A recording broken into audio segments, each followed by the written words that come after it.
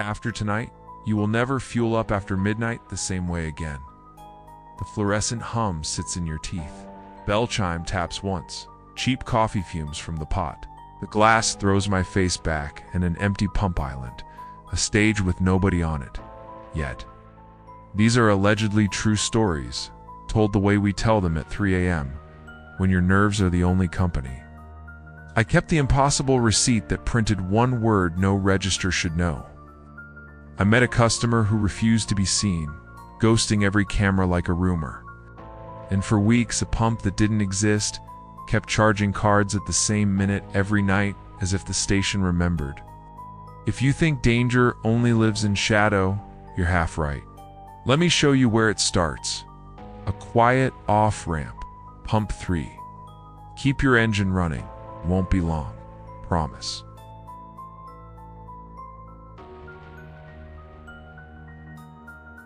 I still carry the receipt that shouldn't exist, folded hard in my wallet. Thermal paper fades, but this word hasn't. Help, stamped darker than ink, as if heat branded it. I was 19, broke, covering the graveyard at exit 213, a desert off, ramp with a glass box for pumps, and floodlights that turned sand to bone. The hum gnawed the ducts, moths freckled the windows, and coffee went to tar. At 3:08 a.m., the forecourt monitor found a gray sedan sliding to pump 3. It stopped half in the light, half in the shoulder dark. The camera hated. I waited for a door. Nothing. My paws chirped. Authorize. I tapped the intercom. Paying inside or at the pump. A man's voice came back flat and close. 20 on 3. The door didn't budge. A rolled bill slid under the glass like a cigarette. Diesel smell plugged my throat. The bill felt new and slick, sweating oil. I looked up. All I got was a brim and jawline turned away, the rest swallowed by reflection. He stood in the exact blind seam between lenses. Somewhere outside, faint as a wristwatch, something knocked. 2 beats. Pause. 2 beats. I told myself it was plastic contracting in the cold. I hit authorize. The pump clunked awake and numbers began to crawl. The knocking kept time with them. "Sir, you okay out there?" I asked the glass. Silence. The sedan's suspension sank, the way a body slides deeper into sleep. The nozzle clicked. 20. Then stop. I rang the sail to steady my hands. The printer chattered, spat a slip, and I tore it free. Routine. I glanced down. Pump 3 sale. $20 underneath. A line no register could make. Help. The letters were blacker than the totals. Edges fuzzed like burn marks. The diesel smell seemed to bloom from the drawer. Math replaced fear. Timestamp smiles. I grabbed the landline. Dial tone, then my own voice came back half a second late, sliced thin by static. "Hello? Highway Patrol? Hello? Highway Patrol?" I hung up and tried my cell. 1 bar held, stuttered, held. "We'll notify a unit," the dispatcher said. ETA 25, maybe 30. I logged the only thing I could hold. 311 authorization, 313 completion. The knocking stopped when the numbers did. No one asked for a receipt. Headlights bloomed. The gray slid into the shoulder like it preferred the dark. The trooper rolled in at 3:41, lights off. We walked the island. No drips, no scuffs. Wind combed sand. Asked for the DVR. Channel 2 should have shown pump 3. It showed a floodlit rectangle with moths snowing through it and nothing else. No car, no shadow. The audit was neat and stubborn. 9.1 gallons at 311. Authorization code unknown user. Probably a glitch, he said, needing it to be true. He filed the report and drove back into the dark. I was left with the hum, the moths, and the slip pinned under my thumb like a live thing. Keep it because someone asked for help. If it wasn't the driver, it was the system or me. Google exit 213 and look past the floodlights to the shoulder. That's where the gray like to wait. Not every threat hides in quiet. It's some learn the angles of every camera under lights brighter than noon. The next night that taught me that began in a crowd with a man who refused to be seen. Busy travel center, music buzzing, fryers hissing, people everywhere, that kind of safe. A man positioned himself perfectly out of every lens and wrote instead of speaking. When the generator hiccuped, the video died but the audio didn't, and the PA whispered a warning I still hear, "Don't look at him." I took a breath and stared at the empty highway, but dread lingers after the taillights fade. Not all terror thrives in silence. Some of it smiles under fluorescent noon, where travel plazas buzz and predators know the cameras better than the clerks. The next customer taught me that. He kept his face out of every lens. And when the lights died for 9 minutes, the audio didn't. It kept whispering.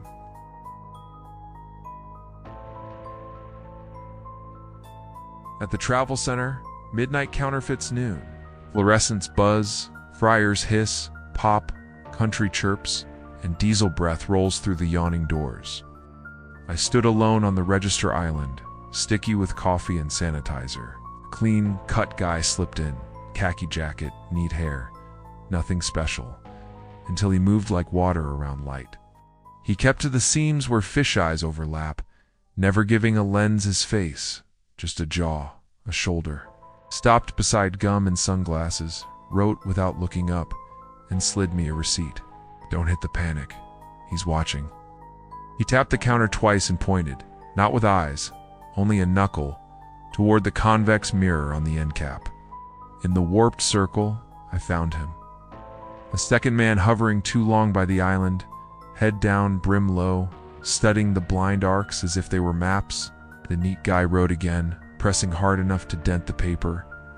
"Don't look at him. Don't open the door." He followed me from pump 12. He never lifted his face, angling it toward the Coke stack like the red cans could eclipse him. I hovered over the panic button anyway, slashed a line through panic, underlined "don't" twice, and set the pen down like a dare. The hoverer mapped the dead zones with lazy patience. Sunglasses, lottery, the night door. He lingered by the no admittance sign without ever facing it, as if the words burned. A bus crowd burst in and burst out. He dissolved with them and reappeared exactly where the lenses kissed. He never bought. He watched me watch the mirror. My scalp prickled the way it does when someone refuses to blink. The power hiccuped, soft pop, then darkness like hands over my eyes. The generator coughed and rose, but the camera stayed blank. The DVR ticked time without frames. The PA hummed on like a throat. Footsteps scraped outside the night door and paced a slow circle. Knuckles tapped an impatient rhythm, and the voice too friendly. "Hey clerk, there's a spill at pump 12. Come out and check before it spreads." I couldn't see him, only his shadow edging the plexiglass. "Manager'll fine you if it stains," he added, trying the locked handle. The note guy slid a fresh strip toward me. "He wants you to step out of view." "Don't." He nodded once, slow. My hand found the back room key anyway, that dumb reflex to fix things. The PA carried my breathing. The mix made it sound like I was drowning. Shook his head harder, then stepped into the doorway light. An idling truck opened like a mouth. The driver waved him up.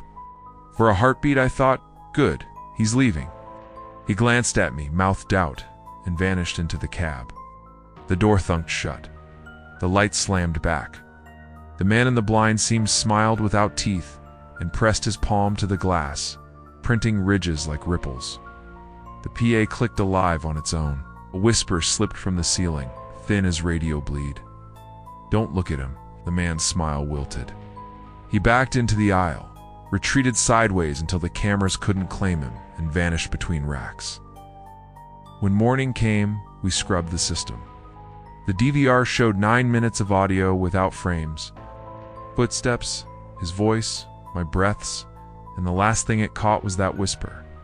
2 days later, a missing person alert hit my phone: "27 scar under the chin, last seen at a highway plaza."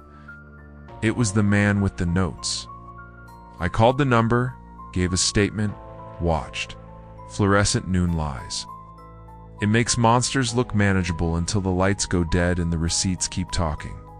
Some stations pull entire islands after accidents, pour fresh asphalt, erase the number on the curb. The system still tries to sell gas. That's where we're going next. The most unsettling thing I ever clocked in for. A pump that shouldn't exist, waking at the same minute every night like it remembered.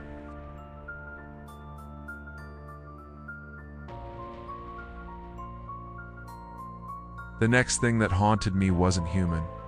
It was a number. We were a small town station, the kind with candy jars and a bulletin board full of lost dogs. Months earlier, there'd been an accident on the forecourt. Nobody told it like a ghost story, just a sober, fatal incident. Corporate pulled the entire island, poured a darker rectangle of concrete, and ground the 7 off the curb. The floodlight that used to crown that lane still clicked on after dusk and stayed like a cone remembering. My shift ran midnight to 6. Place had a rhythm I trusted. Fridge compressors, breathing, ice machine coughing, the receipt printer clearing its throat when you least expected it. They made the night behave. Gallons, totals, inventory, safe counts. At 3 o'clock, I did my drawer skim. At 3:10, I did nothing at all. Just stood with my elbows on cool laminate and listened to motel traffic drag past. At 3:11, the PAs chirped. Not a human tap. System chime. The screen blinked. P7, pay inside. I frowned. 7 didn't exist. The button lit itself anyway, waiting for me like a polite hand. Before I could kill it, the ceiling intercom crackled. We keep the handset hung and unplugged after midnight. The cord lay coiled like a sleeping snake. Still, a woman's voice came through clean and calm, as if we'd been chatting for years. 20 on 7, please. The words were ordinary. The time wasn't. I stared at the unplugged cradle, then at the empty island framed by that stubborn cone of light. Moths orbited like slow sparks. No pump, no car, no feet. The voice didn't repeat. It didn't plead. It waited with the exact patience of a script. I hit cancel. The terminal thunked in protest, then spit a receipt unasked. I tore it off out of habit, eyes already skimming data, because numbers tell on lies. Header, our address, pump 7. Sale, $20. Date for years and 5 months earlier, and 10 minutes from now, like someone had set a clock wrong on purpose. Below that, a plate number that looked stupidly ordinary. 3 letters, 3 numbers. I checked the old binder because that S, what you do when you're re-scared and hoping for a rule. The plate lived in a yellowed police blotter photocopy paper-clipped to a memo about incident reporting. The fatal incident. I closed the binder gently like that would matter and told the empty room, we don't have a 7. The cash drawer clicked open with a spring I didn't touch. The sound wasn't loud, but it landed in my ribs. The till yawned like my mouth when I forgot to breathe. Sitting on the coin tray, pooled in fluorescent shine, lay a brass key tagged with a stamped tin fob. 7. We Dan T-tag drawer keys with pump numbers. We don't tag anything with 7 anymore. I picked it up. Warm. A trick of nerves. Sure, but warm. Intercom sighed again, not voice. Just the hush before one. I set the key down where I found it, closed the drawer, and locked it hard enough to mark the metal. Outside, the night was windless and slightly damp, that hour when irrigation mixes with dust. As I stepped to the glass, something sounded on the forecourt. Not a car, not a foot, a single bright chime, delicate as a spoon on crystal. We never hung wind chimes policy. Nothing dangling to hit a windshield. The sound came from the empty rectangle where 7 used to breathe. I stayed inside. At 3:19, the cone of light flickered as if moths had thickened into weather, then steadied. At 3:33, the POS printed a narrow strip without being asked. Drawer opened. 3:33. I looked down and the drawer was shut, the lock bite still fresh. I watched the playback later.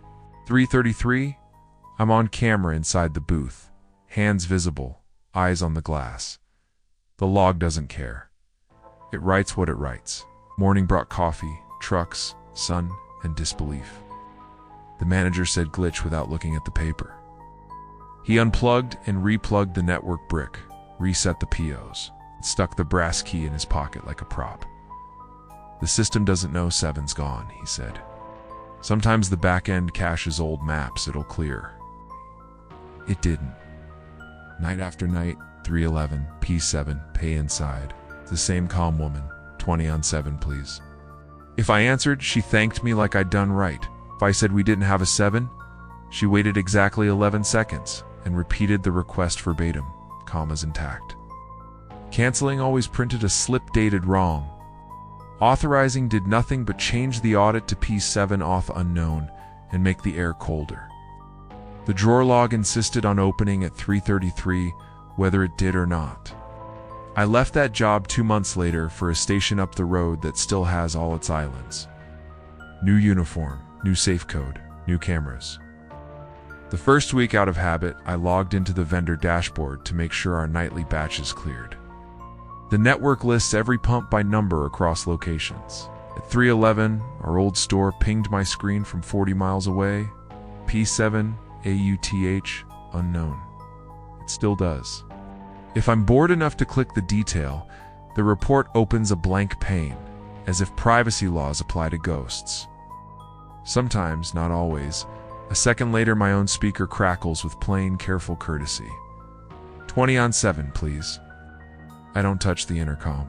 I run my counts, listen to the hum, and pretend I don't hear the chime from a place that isn't there. When I drive past that town, I check the forecourt without slowing. The dark rectangle is still darker. The floodlight still remembers to burn that square of air like a stage. I don't stop. You can tell yourself it's a bug. You can tell me the system caches maps. I believe the numbers. They arrive on time. They don't forget. At 311, a pump that isn't there still wakes and asks for 20. And somewhere, a drawer none of us opens, yawns and waits. Some nights hand you monsters, others hand you numbers. A trunk knock no camera heard, a smile that lived in the seams, a pump that won't die on the ledger, each hid in that strip between light and dark, inside and out, routine and ritual.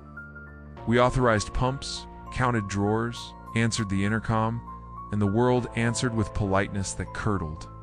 Maybe that's why the artifacts stick. A receipt that printed help. 9 minutes of footsteps when the video went blind. A nightly P7 auth unknown, arriving like mail from a town that lost its post office. They're small, mechanical, ordinary, until you realize the ordinary is where most people stop looking. If you've worked the graveyard, you know. Tell me what your night gave you. Weird receipts, camera blind spots, voices on unplugged lines, phantom authorizations that won't clear. Drop them in the comments, and if you need to, fold the paper like I did and carry it. It's not proof, it's permission to trust your nerves. On your next late night refill, remember this and keep your eyes honest out there. If you ever fuel up after midnight, check which pump number you're standing beside. And don't look away if something knocks.